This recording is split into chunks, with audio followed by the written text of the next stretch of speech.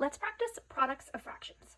What fraction is 1/2 of 3/4? Now, we can rewrite 1/2 of 3/4 as 1/2 times 3/4. That's pretty cool. So let's see how this works visually. So 1/2 of 3/4. Well, first, let's take 3/4 and then we'll take half of it. So this is divided nicely into quarters. So we are going to take 3 of them. There's our 3/4. Now what we're going to do is we're going to take half of that. Now how do we do that? We have to divide the whole shape in half. We can't just divide the 3/4 in half. So we have to divide the whole shape in half like this.